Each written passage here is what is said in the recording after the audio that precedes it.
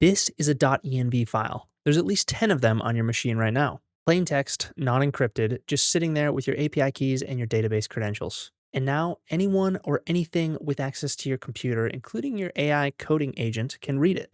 The .env file is outdated. In this video, I'm going to show you a significantly better way to handle environment variables. Fetch them at runtime so that they never see disk. And once you see how it works, I promise you will never go back. Here's what happens with .env files. You've got a copy on your machine. Your teammate has a copy on theirs. Someone pasted a few values into Slack. There's a different version in CI, and none of it is in sync. Somebody's missing a value and their app breaks locally and they have no idea why. Somebody else's copy ends up leaked in source control. It's plain text scattered everywhere. No access control, no single source of truth, and no audit trail at all. The fix is relatively simple. Stop storing secrets in files altogether. Fetch them at runtime from one centralized place. Let me show you how. Okay, so I have a simple project. I've got a Node app here, but it could just as well be a Django project, a fast API service, or a Go API. Whatever you're working with, the workflow is the same. Right now, it's using a .env file, just how everyone does. This works, but this file is the problem. So instead of loading secrets from a file, I'm going to fetch them from a centralized secrets manager Infisical at runtime. They get injected directly into runtime as environment variables, the same as before, but nothing ever lives on disk. Infisical has a CLI that makes this dead simple. Let me show you. First, I'll head to infisical.com and create an account. We'll click Get Started.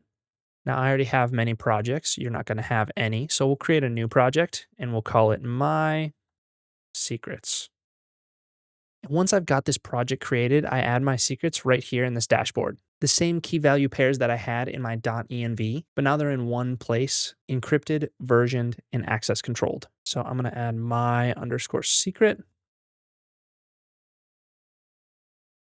Now back in the terminal, we'll install the Infisical CLI and get logged in. And this is what we'll use to fetch back and automatically inject our secrets into local development. I can run brew install Infisical get CLI Infisical. Once that's completed, I'll run Infisical login. Now this will give us the option of US, EU, or self-hosted. We do not have a self-hosted instance right now, and I am in the US, so I'm going to choose that. And here it'll take me to the browser. So I'm going to choose my organization, and it says head back to the terminal. As you can see, we were successful. Now we link this project to our Infisical project. So I'm going to run Infisical init.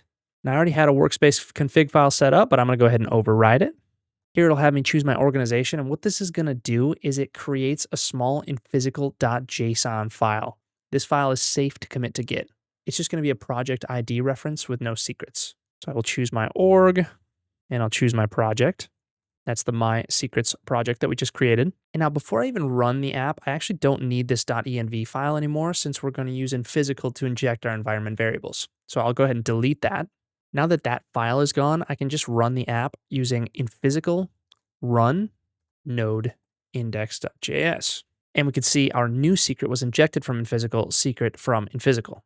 Infisical fetches the secrets, injects them as environment variables at runtime, and my app runs exactly the same. The difference is that I'm not saving a file on disk with these secrets. And this isn't just for Node. It works with Python, Go, Rust, whatever language you please. If it reads environment variables, Infisical run works with it.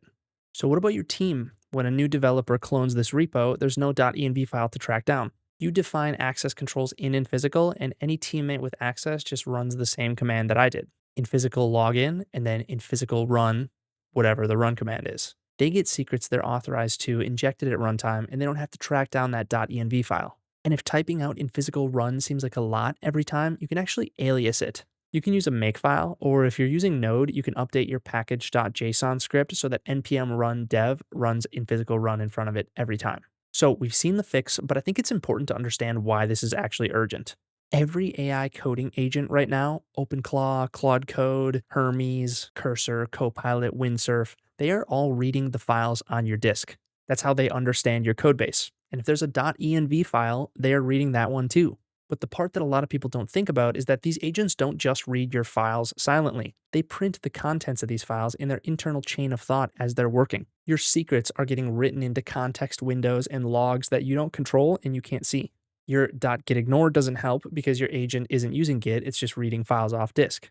So your API keys, your database credentials, they're riding along in the agent's thinking process, getting sent off to third-party infrastructure. If your secrets aren't in a file, this problem disappears. There's nothing for the agent to read. And the truth is, every copy of that .env file sitting on your device, your colleague's device, in Slack, in a CI pipeline, it's just another attack vector. It's another exposure. Centralizing all of your secrets and fetching and injecting them at runtime collapses all of that into zero plain text on disk. The .env file had a good run, but your secrets are too important to live in plain text on disk, especially in the agentic age of coding. Head to infisical.com to try it out. There's a free version that you can try out in 5 minutes. The link is in the description. I appreciate you guys. Thanks for watching, and we'll see you in the next one. Bye.